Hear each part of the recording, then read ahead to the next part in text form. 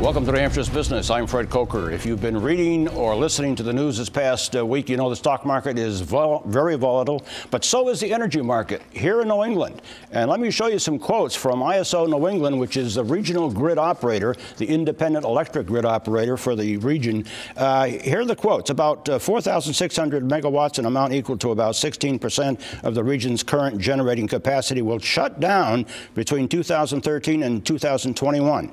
And then this. Over 5,000 megawatts more of New England's oil and coal capacity is at risk of retirement due to age and infrequent operation. And then finally this.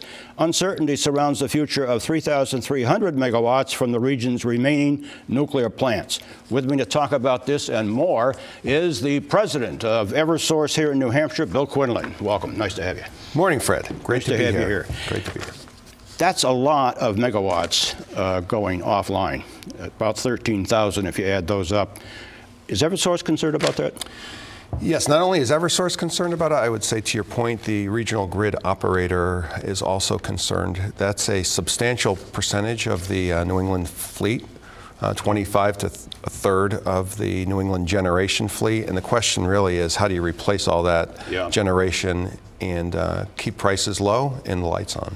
Well, let's go to a slide that you brought with you, and it's about the energy supply volatility, because that's what we're talking about here is supply. What are you looking at here, Bill? So what you're looking at here is a graph of natural gas prices in New England, which is in the red, versus Marcellus Shale in the blue. Marcellus Shale is the largest natural gas play in the world. It's in the New York, Ohio, and Pennsylvania area, and you'll see it's relatively stable.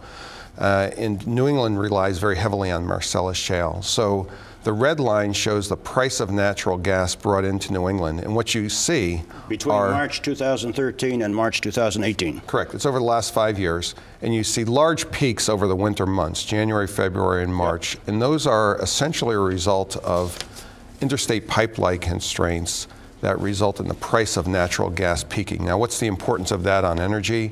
The vast majority of our generation now of electric energy is from natural gas. So when natural gas prices peak, electric prices follow, and you'll see a couple of data points there. One for the winter of 2014, $3.2 billion were the increases in prices that customers paid. And then last winter, almost $2 billion in increased energy costs as a result of gas prices. What's that doing to price for residential, commercial, and industrial users? Yeah, ultimately, those price spikes do find their way into residential bills and the bills paid by businesses as energy suppliers price in that risk on a going forward basis. And let's go to another slide. These are the cost, electric rate cost drivers, and tell me what we're looking at here.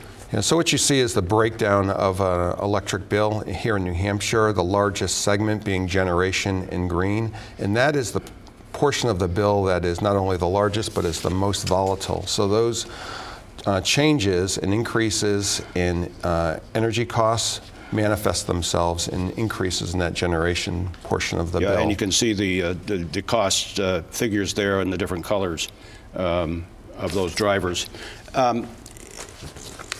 Renewable energy is now looming as a bigger source, and I know New Hampshire has to have what 25% of its electric power generated by renewables by 2025. That's correct. So as you indicated earlier, a lot of the traditional sources of electric power, coal, nuclear, and oil, have retired or are at risk of retiring. And the question really is, what do you replace that supply with? And the answer is largely renewable generation. Wind, solar, anyone in particular?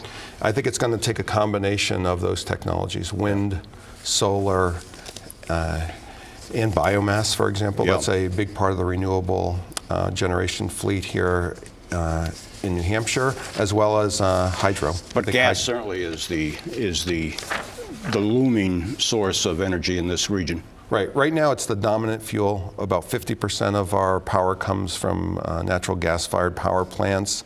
It is the price of that fuel that's leading to the volatility. And the answer is not to continue to add to the gas-fired fleet. And to control those costs, let's go to that slide.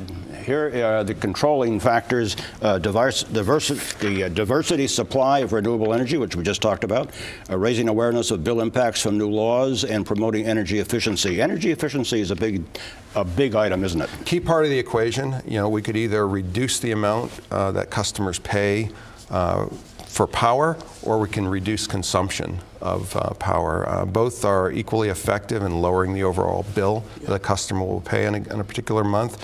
And we need to work on both sides of that equation. Very robust energy efficiency programs will reduce consumption, and diversifying our generation fleet will eliminate the volatility that you referred to. Bill Quedlin, president of Eversource here in New Hampshire. Thank you. Thank you, Fred.